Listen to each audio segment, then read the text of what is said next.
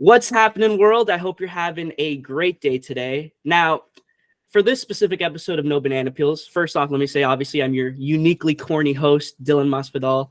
And when we do this series, I usually talk about things I'm passionate about or just let a bunch of things spew out of my brain that I have on my mind for that day. But today's a very special day. Today, we finally have our first sit-down interview with a creative, as I'd like to say. And today's special guest is someone that, in my mind, needs no introduction, but deserves a reintroduction into this current age of the internet.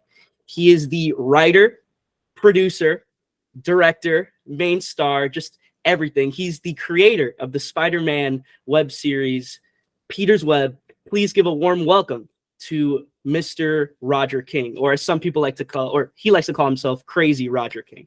Oh, yeah. Thank you. Thank you for taking the time with us today, Mr. Yeah, King. First off, I just want to say, how's your day been today? Had a good breakfast, nice little day in the morning. Yeah, today's going great. I already skated. I still skateboard. I have a little skate company, Elijah Skateboards. So I still skate. I'm 44, still skate and have fun. I just did a skate session today and I'm still walking, so that's good. Yes, actually, it's funny you bring it up now. I think it's a little tongue-in-cheek that for someone who doesn't like the Amazing Spider-Man movie, you did eventually pick up skating just like Andrew Garfield did in that specific film. I like the Amazing Spider-Man more now. Do you think it's just kind of... Yeah, at first the first one I thought it was like okay, and then the second one I was kind of like but I rewatched them recently. And I actually like them a lot more than I did when I was young. Okay. Yeah. Well, this is nice to hear now then. Yeah. Yeah. No, I'm into. I was really into it. We just rewatched it recently. I was like, wow, this is really good. I don't know what was wrong with me. I like it. I will say the CGI definitely holds up really well in that one. Yeah. Especially the swinging sequences near the end. Mm-hmm. So I think it was only fitting now that we get started that we begin from the beginning, right? So every big project always starts with one singular idea, right? Every seed eventually sprouts into some giant, beautiful oak tree. So I have to ask the question that starts it all: why Peter's Web, right? Was it one specific moment that sparked that idea for you, or was it something building up inside of you over a period of time that you finally said, okay, I need to do this. Like, I need to get this out there? Well, it started because I watched Dan Poole's Green Goblin's Last Stand. I saw that on YouTube and it like blew my mind, like, whoa, someone could actually make a movie like just a normal person with a camcorder and they can make props and costumes.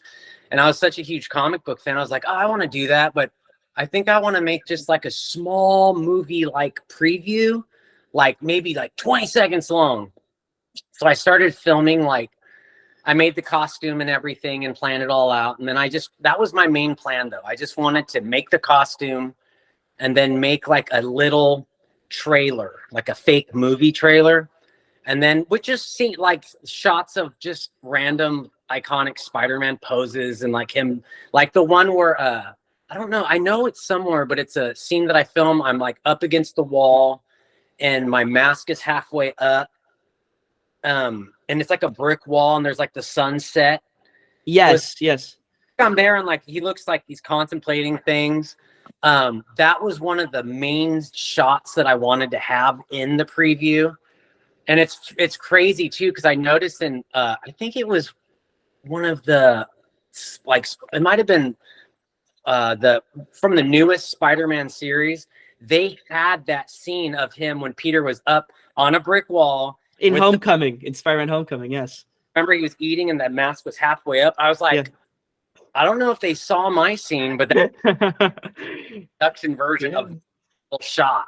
You're the originator, I'm telling you. They don't give you enough credit. They must have seen that scene. They must have seen it. When I saw it, I mean, it even had like the building, like the stairs on the side of the building going up. It just looked really close. I was like, what? That kind of blew my mind. But that getting back to your point, like that was one of the main shots. And I wanted a little movie preview, 20 seconds, maybe 30, just so I can put it on and then, all right, cool, I did it. But it just snowballed into, well, now I need a little shot with maybe something with Green Goblin. oh, maybe now I want a little, oh, maybe I can do a little shot in this little preview of all my favorite villains. And well, now I need a shot of me fighting them. And then it just became more and more and more. And then it just became like, well, maybe I can add a little dialogue in this. And then it just became more and more and just kept growing and growing. And then it became, I mean, what it was. And it, I mean, Peter's Web took me 3 years of just nonstop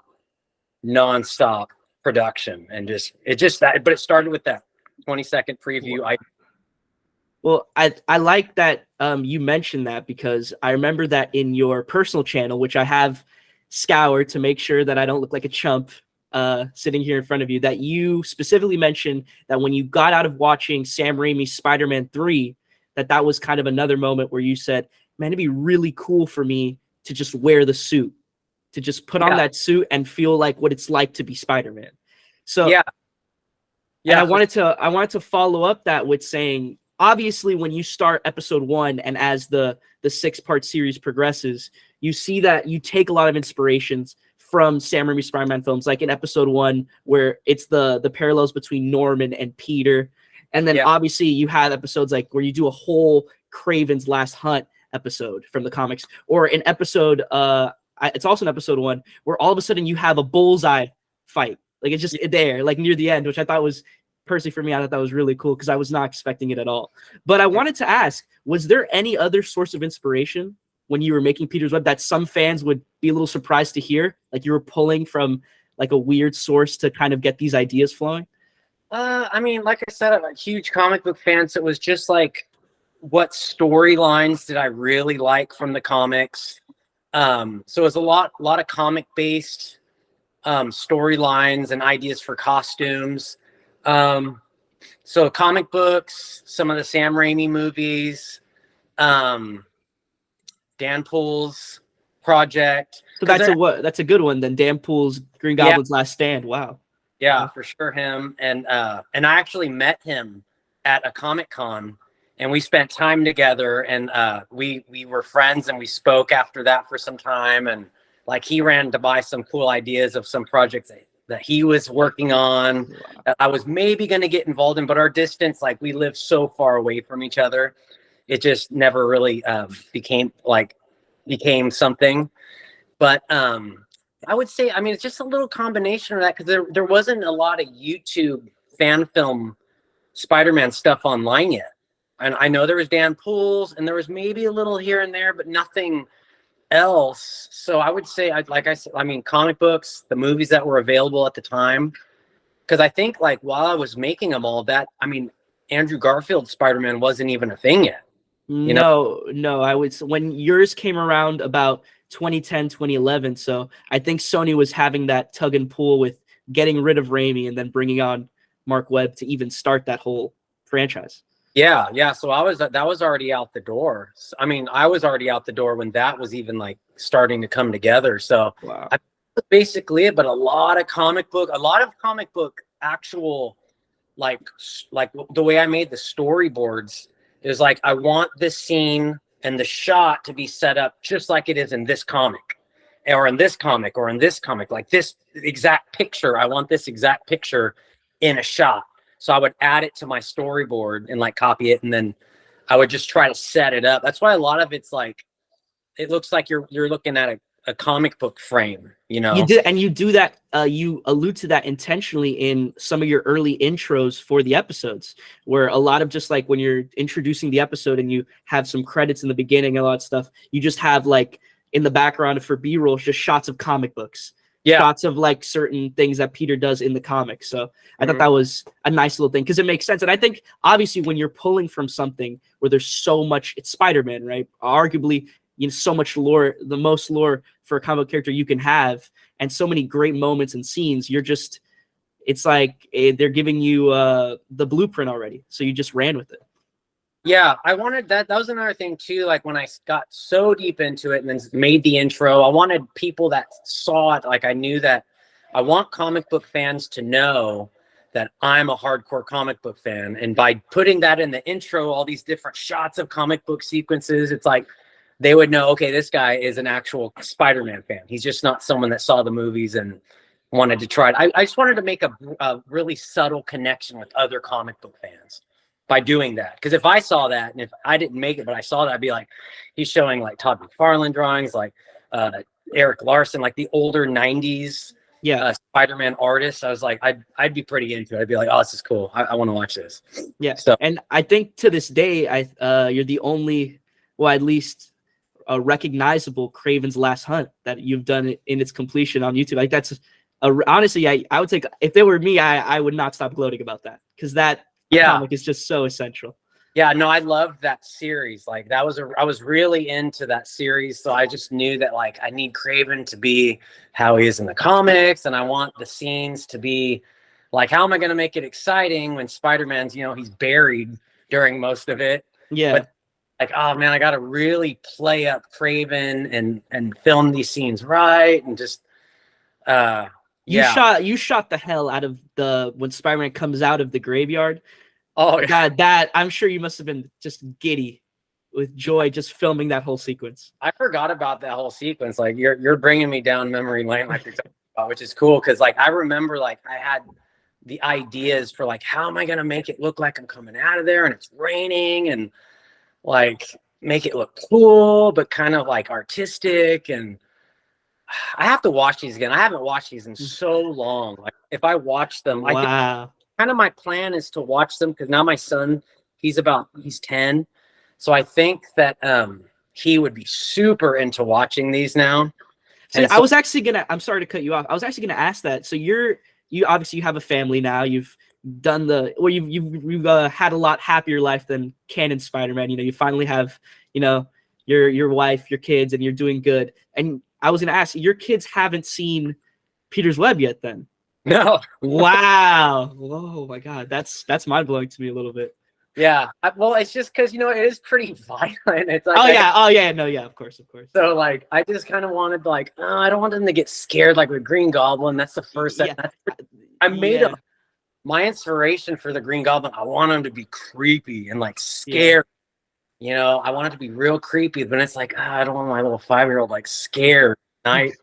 Me. Oh, and obviously at the end of that first episode, you pay homage to the way Goblin dies in Sam Raimi's movie, but I think you go a step further with the way that you're like it's blood curdling. He's like blood's coming out of his mouth, and that scream you let out, it's very intense. It's but obviously very well done. I have to say. Yeah, that was fun filming all that stuff. That was, it was such a challenge just trying to get the shots and all that. I'm sure you have questions about all that, but Yeah, I was going to say now, well, following up to what I was going to ask, which was a perfect segue. So going into that pre-production, what were some of the toughest challenges for you? Because obviously I know when it comes to making a film, or even you did a whole series, and the magnitude of it, you have a lot of things that are in play, a lot of key parts, pieces to the puzzle. So was it the filming locations or getting actors, or I have to mention that Greek god physique that you somehow pulled off?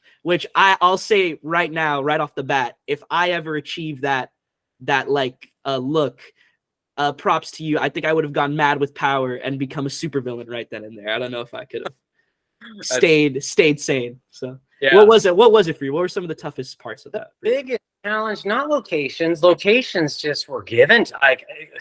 I was in warehouses and this place and this place. It's like the one thing I learned is like, what state were you in at the time? To confirm, sorry. What do you mean by what state? No, I mean like where were you specifically? Like in the U.S. In Bakersfield. Oh, Bakersfield, California. Got it. Yeah, and it's not a big city, so that was a challenge. Like, how am I going to make it look like a New York type, like big city kind of look? And there's not like, it's not a big city type play. It is a big city, but it's not like big buildings and Spider-Man-esque like surroundings at all, or locations. So I was like, it's got to be a lot of like warehouse fights and like just I got to pull off this somehow. So it wasn't so much the locations, because I found that one thing that I was saying was all you have to do is ask. You have to ask in a way that like you already know, I have your location. I'm asking to use your location, even though I know I'm going to be able to use it, like in the confidence. And I notice people, if you have like just diehard passionate, they feel that. I had like business owners that I don't even know them. They would give me the key to their place or the code to the security system to get in. Like, just because they saw my passion and how serious I was about this. And just when I would speak to them, and it blows my mind. I had office building owners, didn't even know them, give me keys to build nice office buildings. And I had total disposal of like all these different, like, oh yeah, use it as long as you need, just let us know. But so not locations, anyone out there making films, just have that. If you have that passion, don't be afraid to ask people that you don't know for their spots. Like, hey, can I use this? This is what I'm doing. Explain it to them, just lay it all out for them. They'll probably let you if you're that hardcore about it. But I would say the biggest challenge was just helping hands. Okay. Helping hands. Easy, because it's like, if you really know the character that you want to fill, you're looking at everyone you know, everyone you don't know. You're just looking at everyone's face and their physique and just how they speak to like cast people the best you can. And like, one thing I found about that is people want to be in a movie. From camera, like most of the people I had, they've never acted, but I told them what I was doing. I showed them a little bit, and I'm just like, "Will you play Eddie Brock?" Well, yeah, I guess. And so I'm like, the actor for him looks very similar. I think that was a really good, in terms of look, that was a great casting choice for sure. Yeah, so it's like, but so actors not tough, locations not too tough, nothing's too tough, just helping hands. Just I need someone to hold the camera for me and just kind of do what I need them to do with it. Yeah, that's the biggest thing. Or hey, oh no, I need 3 people to hold the Doc Ock arm, the fishing line. You did that practical, right? Oh yeah, you made sure of it. Wow. Yeah, but a lot of it's just helping hands. That was the biggest challenge for sure. Editing hard. It was hands. How did you achieve the? I need to follow up for this. How did you achieve the chiseled abs then? That, I mean, I was already like in really good shape before I even started. Like I think when I first saw the very first Sam Raimi Spider-Man, and like when Tobey Maguire wakes up as Spider-Man, he had like a 6-pack, he's like flexing, and he was just like, I was really like, that like really inspired me. I was like, that is really cool. He got like ripped, and he's not big. He just got like muscular and well proportioned and well sculpted. Yeah. Or it's like, it blew my mind. It's like, you don't have to be this giant buff guy to have an impressive physique, you know? So I was like, I think I want to do that. So then, I mean, what year did that come out? Do you know that offhand? For the first episode of Peter's Web? Oh, no. The first Spider-Man. Oh, that was 2002. Okay, so in 2002, I went to the theater and saw that. And within like a year, I was pretty much at that physique because I was already a pretty thin guy. If you're a thin guy, it's not like you have a ton of fat you got to lose. You just need to sculpt up, you know? Yeah. And so, and I was already a personal trainer from like the late 90s. So I was already kind of like had the foundation of how to work out and lifting weights and all that. But I never thought like, I want to get chiseled abs and all that. But then once I saw that on the screen in 2002, by 2003, I had a 6-pack. And then I just had it from there. Wow. Okay. Yeah. So that was just like, I think, I mean, obviously for like, if it was. Oh, well, that's not fair. Then you that was the easiest part for you. Yeah. It would be super difficult for certain other people. For you, classic, Spider-Man, this gift, you're just gifted with that physique. Almost. Yeah. Pretty was kind of there, but like, obviously, like when I knew like, oh, I need to make it this scene where it's like impressive, like it was for Tobey Maguire's type of impressive. I was like, okay, well, I have to diet and like work a little extra hard for that scene. Yeah. But not really too much because I was like having to maintain that for 3 years because I was filming random scenes all over the place out of order for 3 years. So it's like I can't like stop looking like that because I might need to do a scene soon where it's like, oh no, it's a year and a half later that I filmed that like scene where I'm like, oh wow, and I'm like in the mirror. It's like a year and a half later, oh no, I have to film a backup shot for that now. Yeah. Same, so I had to stay consistent. So it was just like robotic for me. And like, well, it's easier to just stay the same. And plus wearing a skin tight suit, you got to always like same thing. You got to maintain the same physique. You don't want to look different in different shots. So Yeah, I mean, that's what it was. I was a personal trainer in the late 90s, and then I saw Sam Raimi's Spider-Man, liked it, thought it was really cool, and then I just went for it. Well, that answers that. I really need to get that off my chest because that is a very just you did it exactly. I think it was very well handled, just like in the Raimi film, where it just like you see that transformation happen, and it's like wow, like he's about this. Tobey Maguire was about it, and you were just as about it. And I wanted to talk about the helping hands, and you mentioned how your passion for it and your drive to create this series, and that people saw that, and it was almost they admired it so much, and they were drawn to it that they gave you these opportunities to accomplish it. So I wanted to ask, since you were really pulling off almost a near one-man show with this series because of how much you were doing, was there anything that you accomplished during its creation that even surprised you and the limits that you were going to finish the series? I mean, probably. I mean, I knew that like I never had done stunts before, and I knew, I mean, Spider-Man gets pretty beat up. Yeah. So throwing myself into walls and like into boxes, and I mean, thinking about that now, it's my mind. Like I would never do that because I would be so messed up. Like I would not get up if I threw myself into a wall right now. But like learning how to do that blew my mind. Learning how to edit, because I had this knockoff version of Final Cut Pro to edit, and I've never edited anything in my life. And so I had to learn green screen, and I had to learn like editing and how to just use, I didn't even know how to turn it on. So then I turn it on. It's like, I don't know how to even put the video from the camera into the computer. I had to learn all of that from scratch. So like when you watch the series, I mean, it's an older series now, but that's a guy that made it with zero experience, not only with acting, filming, stunts, but the technical side of it as well, as far as like even inputting video into a computer and then editing it and figuring out how to do effects. And that was something that, I mean, when I think about that now, I think, man, how did I wouldn't be able to explain to anyone like, well, how did you edit this part? Can you show me? I'd say, I'm sorry. I don't know. I have no idea.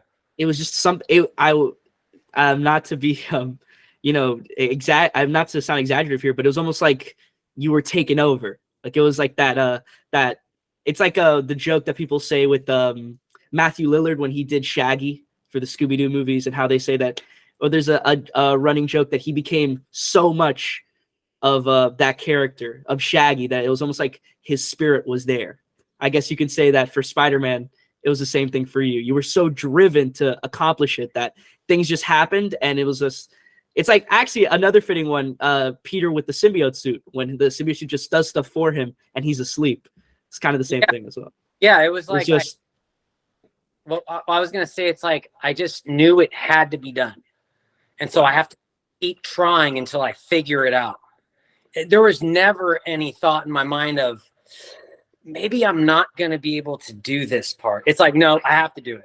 I don't know. My mind was like, I have to do this. I have to do this shot like this. I have to do this scene. It was never a question of, I don't think I can do this. Maybe I can do something else. What else should I do? Should I be doing this? It was just, this is what has to be. So it was pretty crazy in that aspect. I mean, I've never really been like that about anything. I think another thing that surprised me about it was like probably my commitment to it and how much time went by. Like if someone told me like, you're going to have to work on this for 3 years straight, I would probably at that time have said, no way, you know. But now looking back at how much like I was committed to that for 3 years, like no, I think within those 3 years, I took like maybe 5 or 6 days off. That can't be possible. I'm believing you, but at the same time, that sounds inhumane almost. Yeah, I think I'm pretty sure I lost my mind. Crazy Roger King. Yes. It was crazy Roger King for sure. Because now I'm like, what? I did what? So yeah. So you're filming or you were doing your thing, and then they said, hey, let's go to the movies. You take a break. You said, no, I have to go back to work. And you just went right back to editing, filming, doing whatever you were doing at the time. Yeah, like my car, I had just a normal like Toyota Corolla, just a small average size car, but it was filled from, I mean, it was like basically my one seat for me driving. And maybe if I needed someone to go with me to film something, I had the passenger kind of open, but from the back seat to the roof, all the way back, it was just props for years. 3 years. 3 years. My car was like packed to the rim. I mean, there's a Doc Ock arm. There's just everything from the entire movie was in this Toyota Corolla. Yeah, other cars pass by. They go, "Oh, what's going on in that car over there? I wonder what they're up to." Yeah, they would probably be like, "Oh, I think one time I was filming a scene at night downtown by myself, and this guy drove by on his bike or rode by on his bike, and he was just like, he thought I didn't want to be messed with. Because I mean, that was another thing that like, I know it's like it was maybe like midnight. I'm downtown. It's dark. I'm in I'm filming by myself. I have the camera set up. I could have gotten killed. I could have gotten. This guy rides by on a bike, kind of thuggy looking, and he looks at me for a second, looks at my car, and he says, "Hey man, you living in there?" And just so that he was like, thought I was like, maybe bad for me, I was like, yeah. And he's just like, man. And then he just kept going and got back into the filming. But yeah, I mean, people I'm sure thought like someone's living in that car, like when they would see. Well, with success comes sacrifice, right? That's how the saying goes, I guess. Yeah. So I wanted to ask you then, since another just segue into this, since we talk about how the passion you put in and some of the scenes that you really love doing, is there a specific scene in Peter's Web that you can remember that you finished it or you wanted to do it so bad and you got it done, and after that you knew you had something special, like you finished like something special on your hands, you like it was like that kind of moment, like that almost like euphoric sense, like that feel where you go, wow, this is going not even just exactly how I wanted it, even better than how I wanted it to be? Well, see, the way I filmed it, it was never, I'm going to film the scene for the next 3 days. This is the normal way of filming. For the next 3 days, we're going to film the Green Goblin versus Spider-Man in the warehouse scene. We're going to get it all done. We're going to edit it. If we need any backup shots, we're going to go back the next day or a couple days later. I didn't do it like that. I had like the storyboards all drawn out, which is basically paper and my scribble. I had those all played out, but let's say I had to film like today, let's say, but I had no help, none. It was just me and the tripod, the camera. So what I can do, I can film this box, this box, this box, and that box, and I have the key to that warehouse. I'm gonna go get those done. So I would go and film those 4 boxes, and some of the other boxes maybe got filmed 6 months later of the same scene.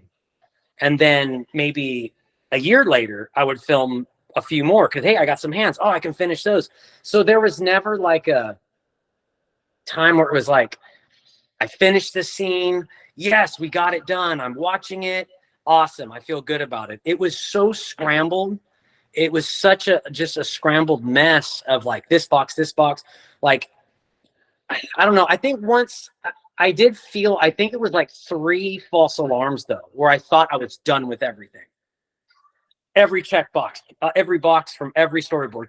Check. I mean, I had probably, I'm trying to see how probably like this big of a stack of storyboards, all of them checked. Every box is checked off.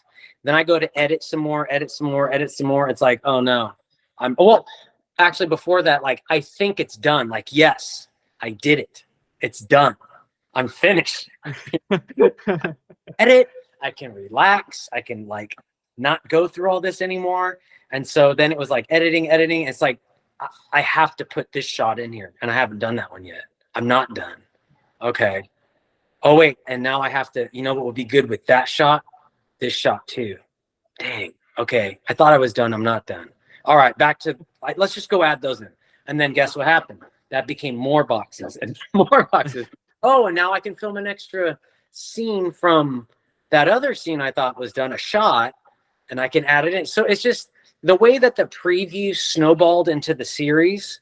I thought the series was done, and then that snowballed into more shots for the series to sprinkle throughout the entire thing. Yeah. And I thought again, all right, I'm done. And then I go to edit.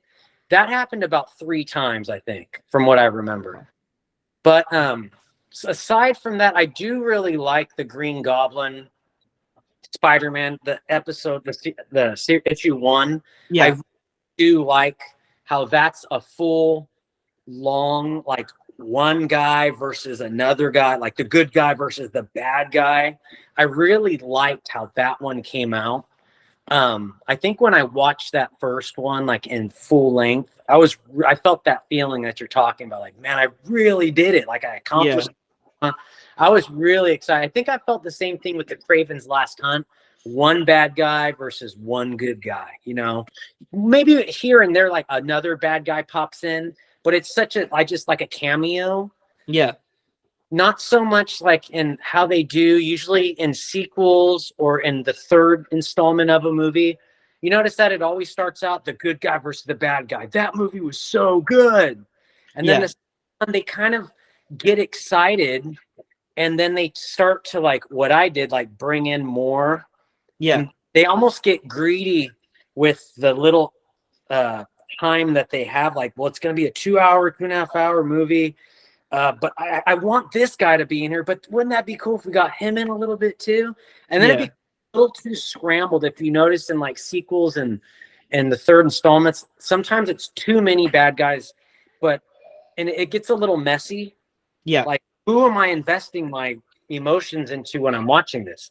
I like when it's one good guy, one bad guy. So for me, I know that Kraven's Last Hunt, I think I stuck to just me and Kraven, me versus Kraven. Yeah. Yeah. Green Goblin, same thing.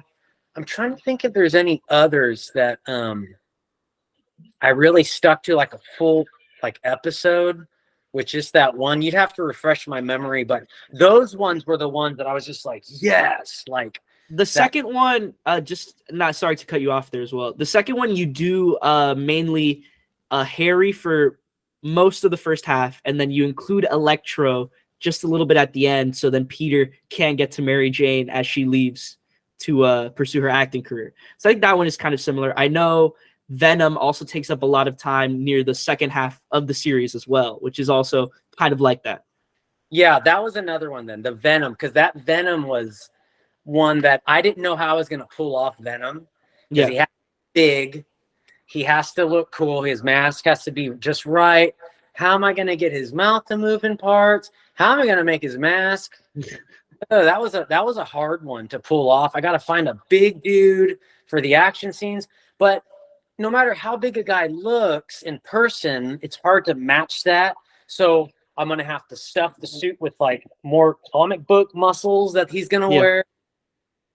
I don't know but that was another one too. I remember when I did get all the Venom stuff, because it was a lot of Eddie Brock, a lot of Venom, that I felt good about that one too. So I would say those 3, the Green Goblin, the Venom, and the Kraven. Those Kraven. Pumped on. And then I think I was pretty stoked too on like the Electro cameo, because I've always liked Electro. Your costume for Electro is very good. I've always I think out of all the costumes, obviously the Goblin I love, and the way I want to, sorry to go on a tangent here too, the way you do Venom in episode 3, when you do the whole Peter gets the suit, which you use Secret Wars, right? That obviously comic fans like myself love that, and then you have Black Cat, and the way you do the whole church bell sequence, and you do Venom, the practical effect, but instead of just leaving, the symbiote comes back to help Peter. It's a very well done scene emotionally as well, and it separates it from Spider-Man 3. Like, it's not just a direct homage. You kind of add a little of your touch there, and it really makes that scene stand out for you, where I was like, wow, this is something special. Like, Roger King, he has his own vision for this series. So I really like that. No, I appreciate that. I mean, you just took me down memory lane again, because I forgot about most of that. And now thinking back, I'm like, that was an important scene to me. That bell tower scene where the suit, he's tearing it off, and then all of that was a big one. That was definitely a big one, because it was like, yeah, how am I gonna get the suit to move by itself and actually look kind of creepy, cool, eerie? Like, that's a hard, like, how are you gonna make a suit move and be alive and not look horrible, like with what I had with fishing lines, and and that was a tough one, but like with the right music and like the right lighting and the right, just leaving things up to the imagination, showing what you can show, but then letting people's imagination take care of the rest. Show don't tell. It's classic. Yeah. That was filmmaking technique. Yep. That was another one. Thanks for reminding me of that. That was another one that I felt like when I watched it edited, and I mean, obviously I edited it, had to go back, do more shots, edit more shots. But once that was a complete one, I think I watched that a few times over and over, and I was pumped on that one. I was proud of that one. And again, I know my bias is showing here, but if there is one scene, I'll say now, that didn't, like I said, I mentioned the Venom one where it made me realize how special the series is. I think the one that hands down solidified how much I enjoyed it and my love for it was your Mysterio dream sequence. I thought that was, I forgot all about that. Very well done. I love you do Peter, you do the dual Peters when his killer gets away, and then you do MJ. I think you do MJ with the symbiote suit on to trick Peter as well. I thought that was very well handled. It was It was great. It was very great. You're really helping me out here, man. It's an honor. No, seriously, it's an honor. Another one, because I love Mysterio. I think Mysterio's such a cool character, and another approach to it, like, what would I be so pumped on seeing that's different? Like how I came down from the ceiling on into his apartment, and the smoke's going. He's kind of like, oh, like, what am I doing here? And like, what can I do? It's like you don't even need to show Mysterio a lot, Yeah, he's in his control room for the most part when you do show what he's doing. Yes. I love like making that, like that scene, how he's like doing control rooms. Oh man, I was so stoked on that scene when I was done, and like how he just kept disappearing every time he would try to punch him, and then like how at the very end, like it was just, he would turn and it was Peter looking in a mirror. Yes. You hear Mysterio's voice, like saying kind of eerie things, and it's just like making Peter think. Oh man, that almost, I feel like, captured a similar vibe as the church bell tower scene with the suit. Just like, you don't have to show a lot. You don't need big explosions. You don't need a lot of CGI for it to be interesting. Exactly. But that's another one. I would say you helped me out on that one again, like the Mysterio scene. Yeah, I had to have that one in there, and I was very excited about having that one done. That's another one I could watch that over and over and be like I was really happy with that one back then. For me as well, I hope you can, I can even remind you of something else. I've always thought it was not just very cool, but just a precursor to what we would eventually get with the Avengers movie in 2012, how you end the series. Well, first of all, you show the Sinister Six fight scene all the way in the beginning in episode 1. Yeah. And after you show that, everyone is thinking, as they progress along the show, okay, when is this scene going to like finally show up? Obviously, you could assume, okay, it'll be at the end. But as you're watching, at least for me, I'm watching episode 6, and I'm going, well, the episode's almost over, and we haven't gotten a sign of the Sinister Six forming. There's like 5 or 4 minutes left. So how is he going to pull this off and do something like crazy where we really are left on like we're hanging on a thread, where like it's like glued to our seat. So you do the whole scene again, which I thought was very well done. I like the Electro screaming, like the little snickering, the mouth that you do when you're doing Electro zapping Peter, and then Peter shaking. I thought that was very cool. But then right when you think Peter's actually done and he's being held up by Doc Ock's arms, you see Captain America's shield come in slow motion, and you do the whole Avengers Assemble. I love the last liner. He goes, I love when he says that. jumps in. It ends with "Stop them, you idiots." Cuts to black. Peter's web is over. I don't know. I'm still thinking about it now. I do kind of get a little bit of sort of goosebumps about it because, in hindsight, you never made another episode. So just to end it in this huge way and kind of leave fans not on a cliffhanger necessarily, but a sort of a tease on what could be more to come, and just leave them off with that and then, move on. I thought that was, in hindsight, it was pretty genius. I appreciate that. Like that was another thing. It was like, how am I gonna get back to that scene? I had it all planned, but it was like, how am I gonna get back to that scene? How am I gonna end it? How am I gonna have the Avengers without showing the Avengers? How am I gonna do that? No, 'cause I knew I couldn't pull off the Avengers. You do have the Fantastic Four, though. You were able to at least include the Fantastic Four, Reed Richards, which I thought was pretty cool. I completely forgot about that. And he gives Peter the special. It's not like a ray gun, but that tool to zap away Venom. I thought that was a nice little touch from you as well. Yeah, that's super cool. I completely forgot about that. That's straight out of the comics, because Reed Richards does make him like a gun to zap. Yeah, but it was like, how am I going to have the Avengers? And it's like, if I wanted to keep going, I mean, it's Spider-Man, so it can go on forever and ever and ever. So it's like, I have to stop at some point. There has to be an ending, but it's not like the end. It has to be like, what's going to come next? But I keep making these forever. So what can I do to work? Like you're saying, like, it almost gives goosebumps because you realize you could almost like, I'm letting like you take the wheel mentally with your imagination. Yeah. I imagine what Peter's going to be doing with the Avengers, fighting the Sinister Six. What's going to happen from there? He's going to join the Avengers. And then what's going to happen from there? And you can picture me as Spider-Man in your own scenes in your mind. You know what I'm saying? Yes. Like Web style, because I had 6 of them, so it's like you already have it kind of down. If you're a fan, you can. That's what it really came down to. It was like, how can I do it without having what I need, but how can I make it cool, memorable, and what would I appreciate as a fan? But I'm glad that you liked the ending, because it was almost, I never put it out and thought like, well, I'm going to do a cheap ending, and it was more like, I hope people get this. I hope they understand what I did. I'll tell you now, just to reassure you, I definitely got it. And there are a lot of people that got it and still love it and praise it. So awesome. Well, I'm glad to hear that, because I was always kind of, I think I might have heard a little feedback right away, like, wait a minute, that's it. Like, I thought it would be more of like a climatic, like huge finale, like a huge fight scene.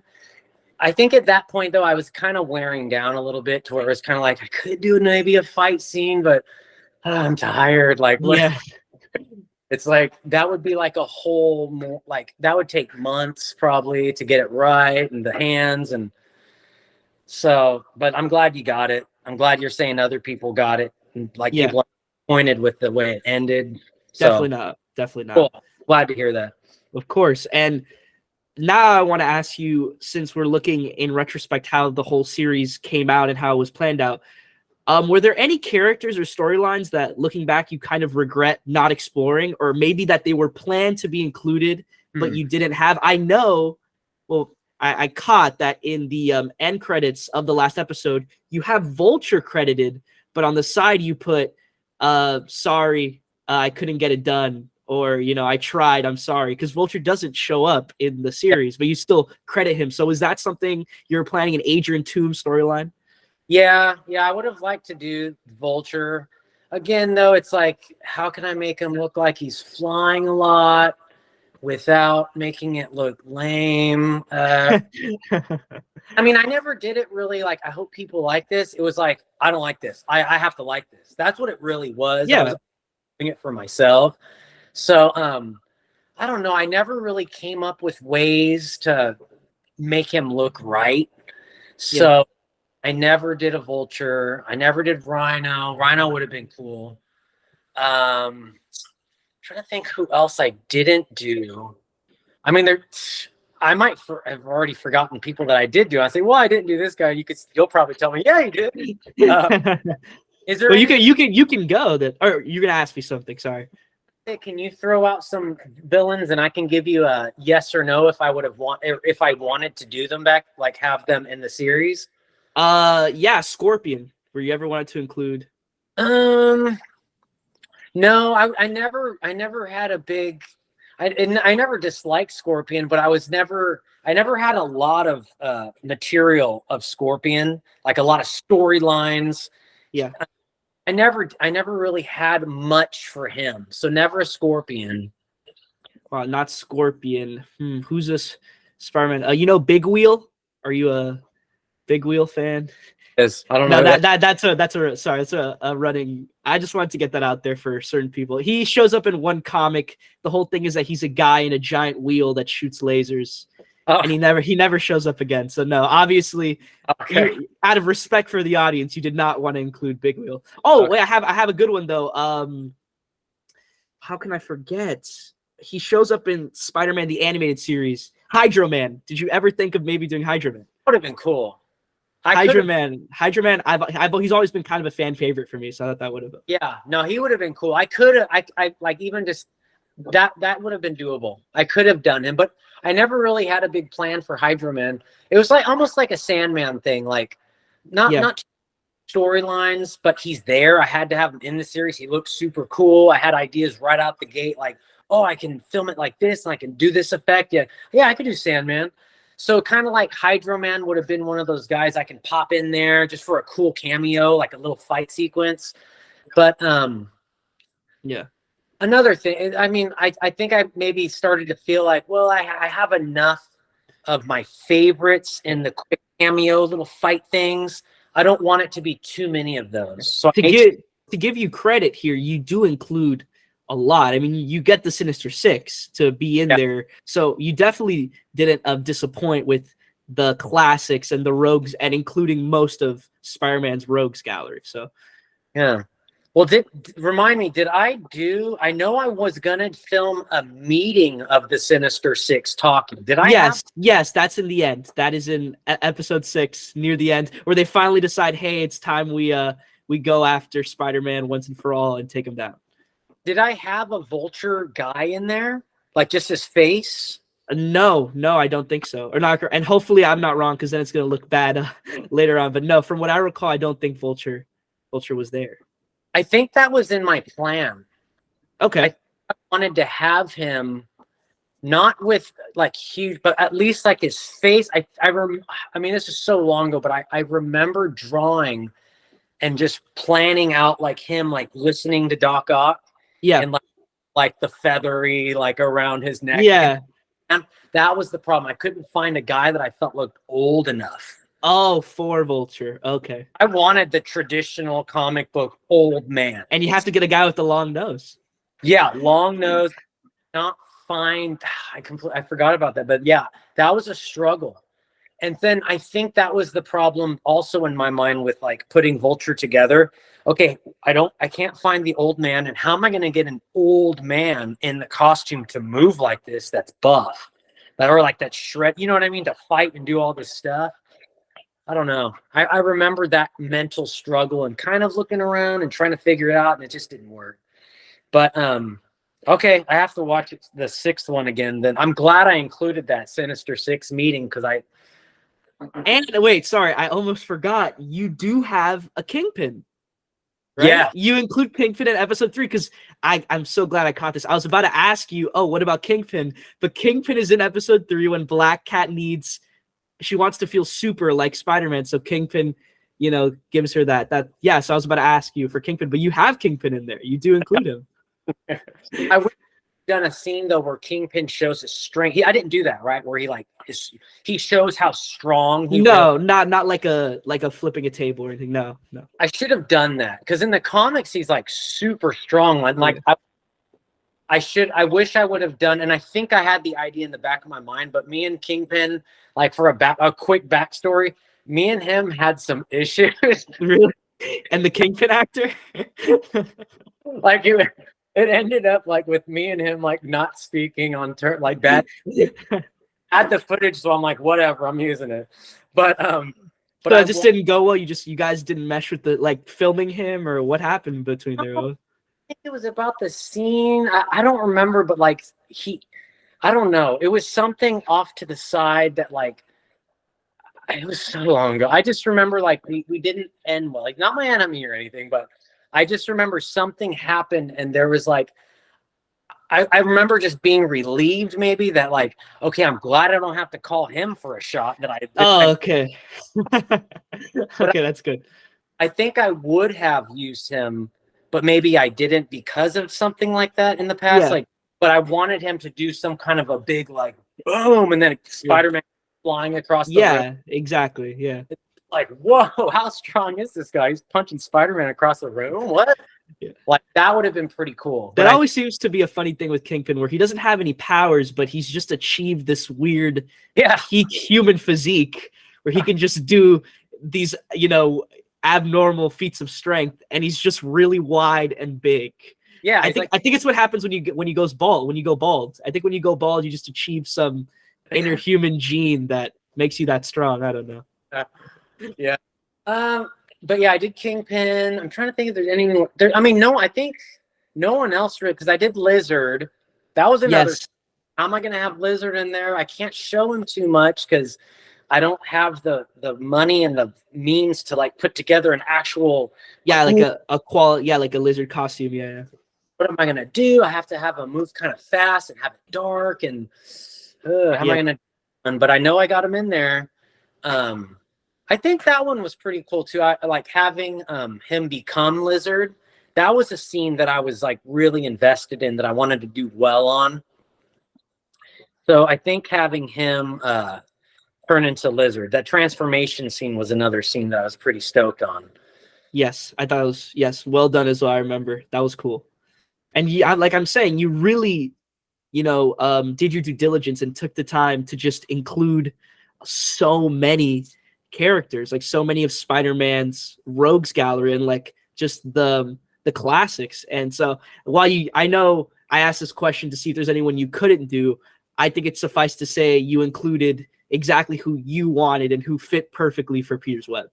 Yeah. And one guy that I was pretty excited to get in, even though it was a short amount of time, was Carnage. Yeah. Oh my! How could I forget about Carnage? You do have Carnage, Cletus Cassidy. Yes, and I liked the props for that. How I made it like his hand become like a sharp giant blade. And yes, that was cool. Lights and stuff, and I liked his voice, and like I tried to stay true to the comics. Like he wasn't a huge buff, beefy Venom like physique. He was like thinner and kind of, but like his costume came out pretty cool. And he was just like pretty brutal and fast. And the actor for him too he looked the part, and I think he was one of the like better performances from Peter's Web is Cletus Cassidy. He really did his job there. I thought he was great. Yeah, he had acting experience. Yeah. And everyone, like I said, everyone, if you ever want to make a movie, everyone wants to be in it. There you go. Everyone wants to be in it, even if they don't say they do. Like you showing that you want them in it, they're in the back of their head they want to. All you have to like keep saying like, hey, so on this day and this time, just come and I'll tell you what to do. It was perfect. Yeah, and it just works out. Yeah, for sure. Okay, well then now I have to get to the question that I know you've answered a few times on your personal channel, your just you Crazy Roger King channel, but want to just see other people kind of get that perspective of what happened. And it's something that it still permeates through the minds of fans of the series is why leave it behind just the way you did, or not the way you did, but just doing the 6-part and then never continuing after. Like, why not continue the series for you? Well, I mean, you get older, you have kids, you get a career. It's the time, because I know how much time it takes. Yeah. And I didn't have kids. It was just like, it was all me. I just had all this free time. All time was free time. I was a personal trainer, so I was able to work early in the morning until maybe like 10 a.m. and I had all day, all night to do whatever I needed to do. It was like that every day. So, it's a time thing. You know, I know what it takes time wise. And I mean, I feel like I did enough. Like once you go through a huge project like this and you know you did everything, you checked off like all the mental boxes you want to check off, it's like you accomplished it. You don't want to just do the same thing again. You know what I mean? It's like Yeah. you everything you wanted to see, you did. So it's like to do more would just be like, well, I just really like the process. And it wasn't really about like, I really just like the process of making movies and I really like the process of props and editing. It was just, I really like the process of accomplishing what I wanted to do, you know? Yeah. Did that. So that's why it's kind of like, I didn't stop because I was like, oh, I'm done. I'm done with it. You know, like I don't Yeah. want to do it. But just like, well, I did what I wanted to do. If I hadn't filmed, if I was still really into it and I hadn't done like a major storyline and someone approached me like, hey, would you want to do Craven's Last Hunt? I want you as Peter. Like, we'll take care of the editing. You just do the acting and like give us some feedback about how you would do it. Then I would be like, well, yeah, I think I'll do that. But I already did that one, you know. I did Yeah. things that I want to do. So it's like I checked it all off, but also it's a time thing. It takes a lot of time, all your time. So it's kind of a combination of those two things, you know, not having the time and understanding what it takes, but also checking off so many boxes. It's like, I'm done. I've already did it, you know. If someone ever approached me, I've had a few people approach me like, hey, would you want to play Peter in this? But it's just like, I don't know. I'd have to see something that's like a bigger production that's like Yes. solid and like all you have to do is like act in it. We do the editing. We do this. We just need you for this many days. This is the script. Like, and I'm like almost like a normal actor would do. You know, they go over the script and they decide to agree to it or not. If it was something like that, I would kind of consider it. Like we just saw that new Miles Morales animated movie. Yeah, which was phenomenal. Yeah. Because like, I don't know, but I saw it. So I was like, wow, that was really cool. And like, it was funny too. Cause like the Peter Parker that like had the baby, that was like me. I was about to say, I was about to say it after, like, you know, later on, but I was going to mention how if someone ever did an Into the Spider-Verse or Across the Spider-Verse live action or for YouTube or whatever, they want to get that done. And I somehow am there when that idea gets incepted or whatever. My first thought is, okay, for Peter B. Parker, I know just the guy for this role, and his name is Roger King. You need to cast him. So I was thinking that would be good. Yeah. So, I mean, if it was like a script that made sense, that captured that Peter, like he's older, he's matured, he's still Spider, you know, but it's like he has a baby, like you don't have to have a baby in it, but like, you know, just older Spider-Man, like doing some kind of a role, like how he mentored Miles, something like that, that makes sense. But as far as me, like filming myself, throwing myself into a wall, that's not that was another thing too, the physical aspect of it, like as you start to get older, I'm 44 now, so as you start to get into your mid 30s, your late 30s, your 40s, it's just like I can get really hurt. Like I'm not flexible anymore, even though I still skateboard. I mean, the warming up process is insane. It takes forever to feel like I'm able to skateboard and stuff. But yeah, that's another setback of like, why don't you do it anymore? Because I know it requires a lot of stunts, and if I was to do it the way I want it to be, and I can't do any of that anymore. So I do want you to ask if you can please recount the story, which I have seen you talk about on Crazy Roger King, the channel. I want you to maybe just give this to new viewers, the story of you going to Marvel Studios and trying to get Peter's Web to them and say, please, you don't know what you're missing out on. You have to see this. Oh my God. You're taking me through the whole thing, buddy. I appreciate it. Man, that's so fun.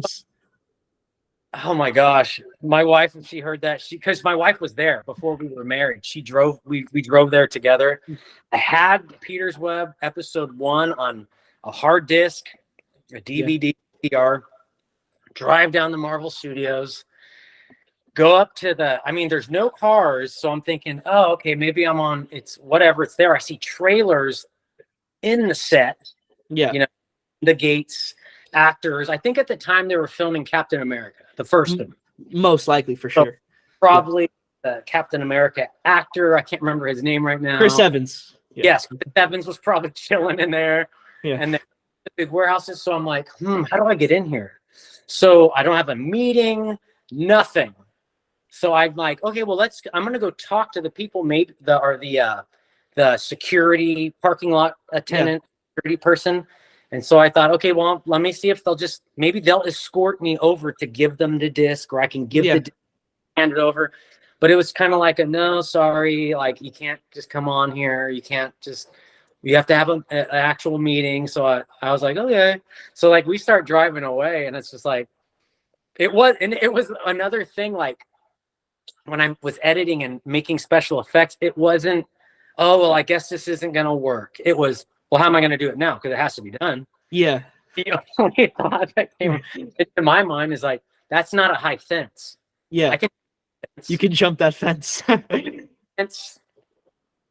I'm looking around. There's no one. No one's anywhere. There's 3 trailers, I think, at the time. So I'm like, there's the front door. I see a couple bikes. There was people in there. So I'm like, I'm going in. So I go and front door's wide open. Did I already tell this whole story? I've heard it, but I know that so you can retell it, because obviously people who haven't heard it before. So so I go in. I look over here and I see the posters. Like there's not a lot at this time, but there's like the Spider-Man. There's, I think, the Incredible Hulk. There's a couple different movie posters that were up. Yeah. Because this is at like the red and white letters on top of the big building. Yeah. And like I walk in, looking around, I look through this office room, no one's in there. I look in this one, no one's in there. I walk over, I'm hitting every room I see, no one's anywhere. Yeah. I just like, I'm just looking around. I'm like, no one is in here. I don't remember if I went upstairs. I don't remember at this point, but I just remember like looking around, no one's anywhere. I'm thinking, I should have just left the disc on someone's desk. Yeah.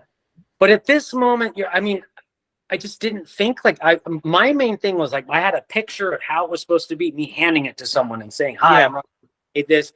I don't care what you want me to do. Like, this is my resume. You want me to roll up cords for you? I'll do that. Like, I just involved with Marvel Studios.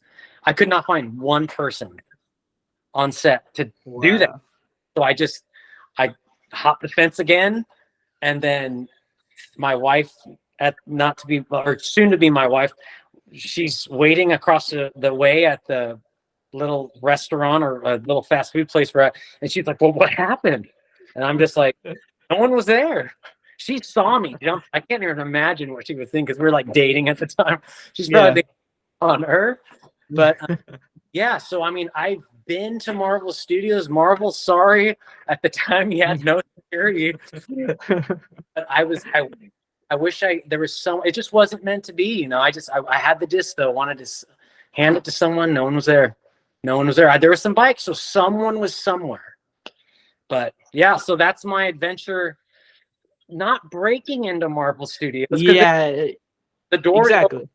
I didn't bust into a window or anything, but I mean, it was that's a fun memory. That kind of shows why did I call myself Crazy Roger King? Because I completely lost all sense of reality in this mission. Got to finish making it. Hey, I finished making it. I got to get to Marvel Studios. I mean, I forgot about that whole plan. That was one of the big drivers. Like, because I was thinking, I want to work with Marvel Studios. I want to do something with Marvel Studios. Like I said, I don't care if I'm rolling cords up for the next 5 years. 5 years, don't care. But never happened. And then I ended up, I think, sending it to them. But then I think I got some kind of feedback. Like I ended up calling, like, hey, did you guys get it? They're like, well, legally we can't watch what you sent. Something like that. They told me legally we can't watch what you send. Like, people can't just send things in and we like watch them, because you can come after us for some kind of something legal. Yeah, all right. Yeah. And, well, how do I work there? Like, how do I get a job? They're like, well, you could be an intern And but I was like, I can't move down to LA and work for no money, like work for nothing. Yeah, exactly. Work out, like, so it just kind of fit. That was the fizzling point. I was like, it's not gonna happen. Yeah. And to clarify, you did not break and enter. You just politely walked in.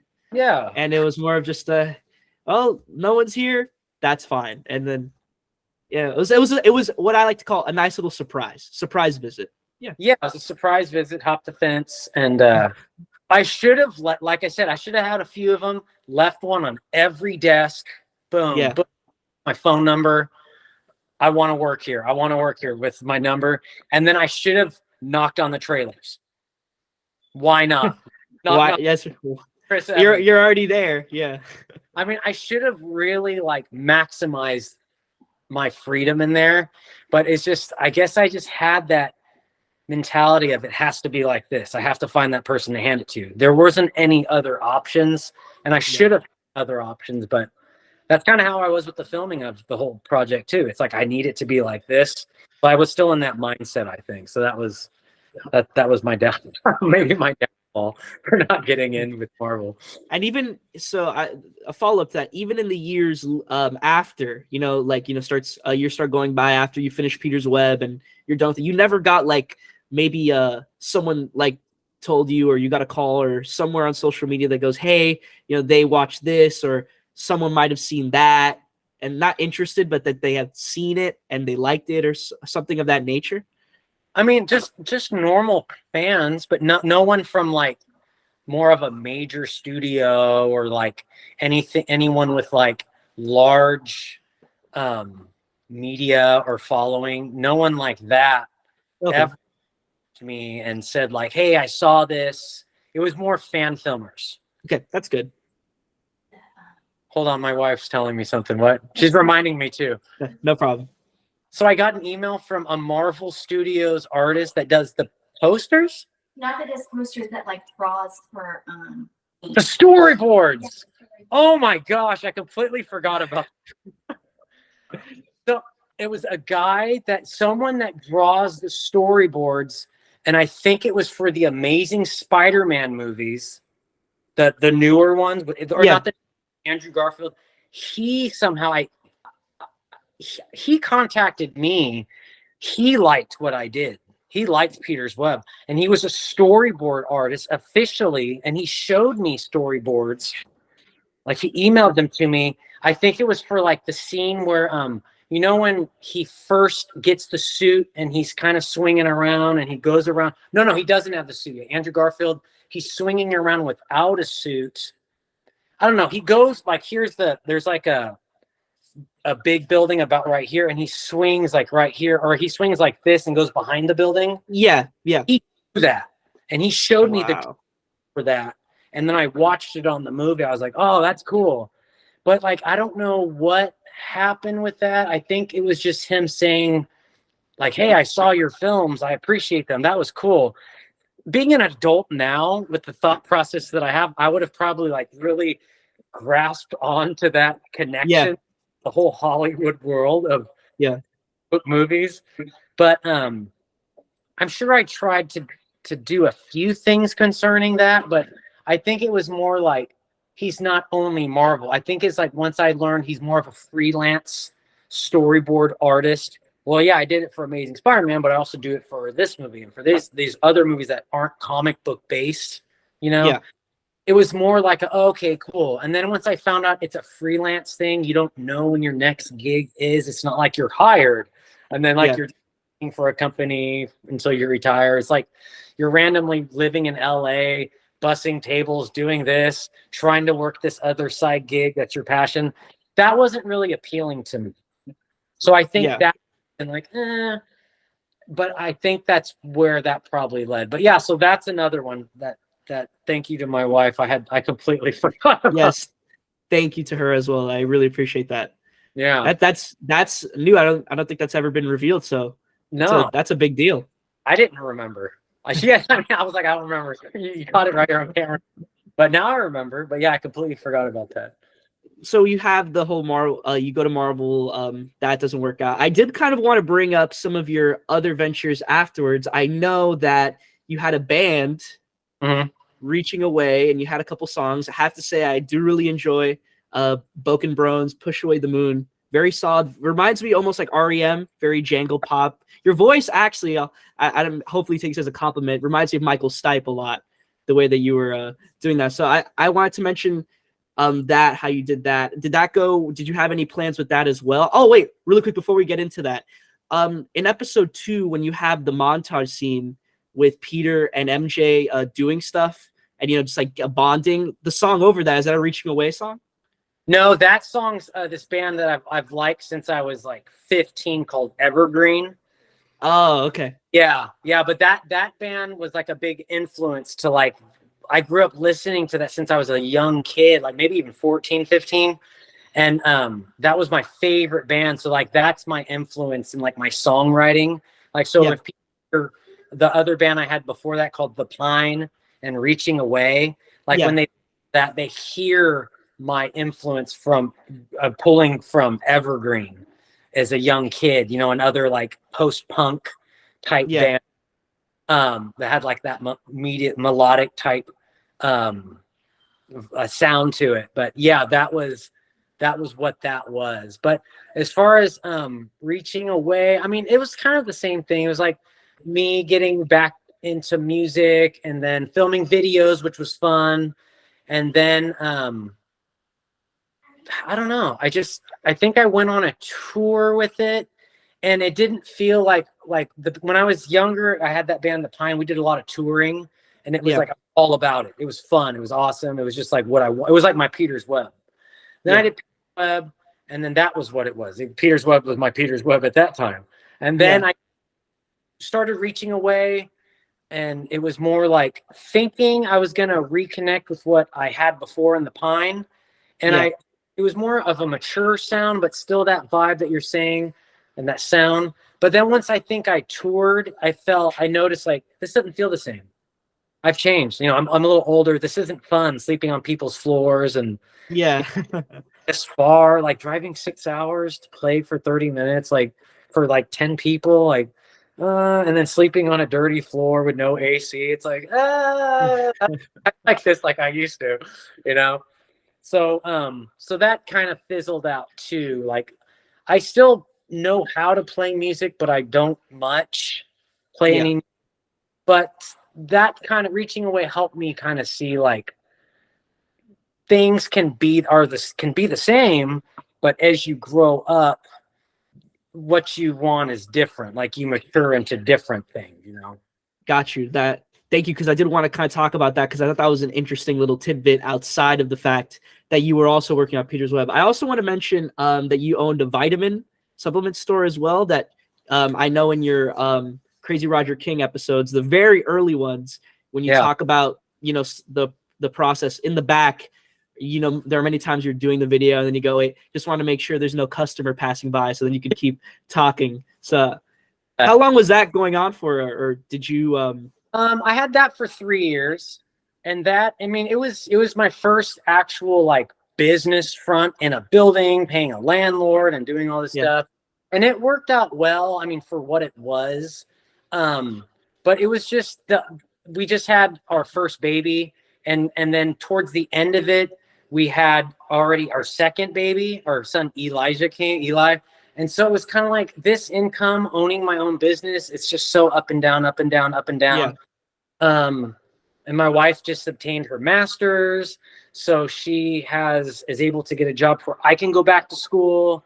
And so I was, and it was perfect timing because she just got her master's. My landlord's like, hey, 3 years is up. You got to re-sign for 3 years if you want to keep doing this. And I was like, I'm out of here. But it helped me. I mean, it did what it needed to be, where I was able to have my own business, my own hours, my own way, my own rules, support the family at home. And then it reached that ending moment of the 3-year mark. And then it was like, okay, cool. It accomplished what I needed it to. And now I can move on.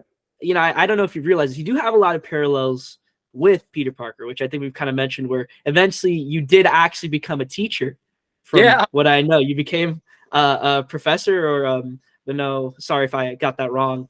You did eventually teach. Yeah, I'm still a teacher now. I've been teaching now 6 years, and that's funny because I remember I filmed scenes being a teacher in that episode 6, right? Like, Yeah, it was episode 6 because in Yeah. episode 6, Peter's like, I'm not gonna be Spider-Man anymore, and then you have you do a something similar to Spider-Man 2, where in a dream Peter talks to Uncle Ben and says, I can't do it anymore. I'm sorry, Uncle Ben. And then Yeah. you have the time skip, and you're talking to your students in Peter's web, and they're like, hey, you used to take photographs of Spider-Man. What happened? And all that stuff. So that was very cool. Yeah, that's funny that actually became, because when I was filming that, I had no thought in my mind of, I'm going to be doing this someday. Yeah, exactly. It exists. If someone said, you're going to be doing this someday in the future, I'll be like, yeah, right. I don't think so. But yeah, it's funny how that worked out. And funny story for that scene, it just popped in my head. I remember when we filmed that scene, I had no permission. We found an open room at the junior college. I had the that I had, and we just walked in. I found an open door. We got in, filmed it, and got out. So it was a pretty memory I just had. I thought the fans would appreciate. Well, that's awesome to hear that you were able to get that done just precisely as you did. And obviously now, if you want to give you some room to go into detail about Elijah Skateboards and the kind of company and business you're working with right now, especially, actually, I wanted to start maybe a little bit before. When did that passion for skateboards come back to you, or if it was new or ever there, and then that idea to create a company out of it, a business? Well, I got back into, I grew up skateboarding. I skated for like 10 years. And then after high school, I got into working out in like 1997. I graduated. So like almost right away, that's when I started kind of lifting weights and joined a gym and figured all that out. And then I started to notice skateboarding and working out don't match, because like when you work out, your body gets tighter and you get your more muscle. And then skating, you fall and you sprain your ankles and your wrists get hurt. And I was like, I really like the working out, but the skating I've always done, but I don't want to get hurt and then I can't work out, you know? So I didn't go for like 14 years. And then, during that 14 years, if anyone said like, hey, you should start skating again, like an old skate buddy, I'd say, no way. I don't want to, it didn't exist to me. And then about 10 years ago, maybe 11, when I opened the supplement store, like halfway in, I got back into skating. My younger brother, Eggy, he inspired me to get back into it because we used to skateboard together as kids. Yeah. I got an old school board just to cruise around. My wife got me it for Christmas. And then I started messing around. And one day, he saw me skating. He was hanging out with me, and he said, you should start skating in like for real, like with an actual modern board, doing the tricks like we used to. And I was like, I don't know. And then after like a month or so, I decided, okay, I'm going to do it. That was about 10 or 11 years ago. And I've been doing it ever since, and opened a little skate shop for a year just to test out that. And I kind of saw the whole up and down thing of like, And then I had a skate company called Kid for like 4 or 5 years. And like I filmed the skate part for that of me skating, and like the team of the riders that I sponsored. And then now Elijah, I've had that for about a year now. And it's more of a fun hobby. It's not like I'm trying to, because I love skate shops and I love like skate gear, like and skate tools and wax and hats and shirts and all the little skate knickknacks. I really like that. So it's like my son's name is Elijah. I thought that'd be a really good name for a skate company. And also, I'm a Christian, so Elijah means the Lord is my God. So I was like, that's a good declaration of my faith. And it's also my son's name. It also sounds cool, just Elijah Skateboards. Yeah. So it'd be pretty cool, you know, like, so I put it together. But again, it's nothing that I'm like targeting skate shops across the nation. I got to make it the biggest company ever. It's something that I have. It's fun. I wear the shirts. I skate the boards. People order things here and there. If it takes off to be more, great. But if not, it's fun. It's just fun for me. I noticed that if I get too into trying to make something bigger or like invest a lot of time and thought and like kind of bring financial aspects into it, because obviously it costs money to start, but not much. But just start putting risk in with it. It's not as fun, then it's a business. It's like, but right now it's like a hobby that makes a little money, but it kind of breaks even. So it's like, that's what it is now. And that's what I kind of want to keep it, because, my career being a teacher, that's the financial part, and that's secure, steady with insurance and all that good stuff. And so Elijah, I want to keep something fun, because that's what skateboarding is. It's fun. If you try to make it a serious thing, it's like one day you realize maybe a year into it, like, what have I done? I don't like this anymore. So I'm just going to keep Elijah fun for the skate company aspect of my life. Well, that's the best thing you can do. And from what you've been doing now, especially with the Instagram promotion, it's been pretty cool seeing you promoting other skaters and, the stuff that you have in the shop. It's been nice to see, especially where you've started and now what you're doing, I think is very cool, to say the least. Yeah, thanks. I appreciate that. Yeah. It hurts me to say this because I've been loving having this conversation with you, but I think that's all the questions I have. If you can give me some time, I did want to mention or say, which I don't mean to get too emotional here or anything, but when I see what you did with Peter's Web, and I had this notion already that for you, Peter's Web was something that you just had to get off your chest. And once you finished it, it was almost like a weight was lifted, and it was something that was special and you wanted to get done. But just the fact that you had it done and it came out the way you wanted was all you needed. And now after doing, having this one-on-one with you, I think that's been confirmed, and I really have to show my appreciation for that. I know, as we've talked before privately, and I'll say it now, I only picked up this series to watch about a couple months ago, but just the profound impact it had on me to see that, in a way, this is the most Spider-Man thing come to life ever. What's one of Spider-Man's listed superpowers is indomitable will. Just that drive to keep getting up and finish strong. And I think that's what you did with Peter's Web. And once you did that, you went on to have, this, the life that, beautiful life now, start a family. And I really admire that. And it really had a, like I said before, a profound impact on me and inspiration to continue doing what I do and see things in that light of, oh, why didn't he keep doing it? Or why did he have to stop so early? Well, because he did everything he wanted to accomplish. And he put it to rest, and he moved on, and he did great things after. And I really admire that. So I just want to say again, thank you so much for your time and for having this wonderful conversation. I really appreciate it. Oh, no, I appreciate you saying all that and reaching out to me to do this, because I know there are people, like, even though Peter's Web for me is a thing of the past, someone is discovering it, like, right now. Like you said, just a few months ago you discovered it. Yeah. And, like, someone is going to discover it maybe just from watching your interview, just watching this. That's the goal. And they'll be like, wow, I can actually do that too. Same thing I experienced when I started. Like, I saw Dan Poole's fan film and I thought, oh, I could actually do this. Just putting that into people that they can accomplish things. And, my phone just said low power mode right there. Yeah, Okay. no, you came back. Yeah. Don't worry, we're wrapping up, so I think we could. Yeah, just having people realize and hearing me talk about it, it's just like they're seeing, like, it's a normal guy. He worked with what he had. I can do that. And it's just inspiring people, like, you can do, if you really want to do something, you can do it. Don't let things get in your way of, well, I don't have the locations. Guess what? Neither did I. But you just have to, I can get the locations. I don't have the actors. I don't have this. I don't have that. But, like, I did it, so people out there that want to make a fan film, you could do it. You can definitely do it. You just have to have that desire to do it. That's not going to fade out. Some people I speak to concerning it, like, if they pick my brain about it, it's kind of like they think about the giant picture of putting something out.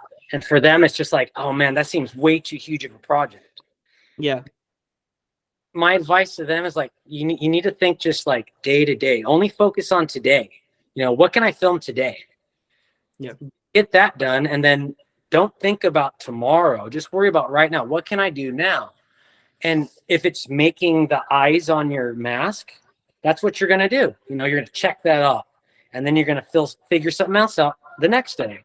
And that accumulates. It's like going to school. If someone wanted to go to school to be something that's going to take 4 to 6 years, that sounds like a lot of time and a lot of work.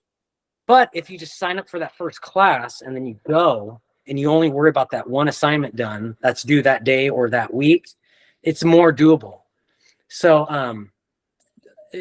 to kind of inspire people to get into something like this, it doesn't have to be a fan film, just anything. Just focus on what you can do now, you know, because everyone, like, you're able to do something. Do what you can do now, today. If you have a big goal, don't think about the big goal. If there is a big goal there, let it be there, but focus on today. That's a big piece of advice I can give to people that want to just accomplish anything in life. Wise words from a man who genuinely started it all here on YouTube for the Spider-Man fan film community with Peter's Web. Thank you again for your time, Mr. King. To the people out there, thank you so much for watching. I hope you enjoyed this, I'll say right now, stupendous conversation with the man in front of me. And hopefully, well, Roger, if you could please take it away. Yeah, guys, with great power comes great responsibility, just like it says in the movies. Like, it's just, if you know you can do this, or if you know you can do something that you want to do, I mean, it's your responsibility to just do it to yourself. Like, I really want to accomplish this. I could do that. It's like, if you want to do that, if you have the power to do that, it's your responsibility to yourself to do, like, to get it done, you know? So I'll just leave it at that. With great power comes great responsibility. I mean, it kind of speaks for itself. It's a great line. What he said.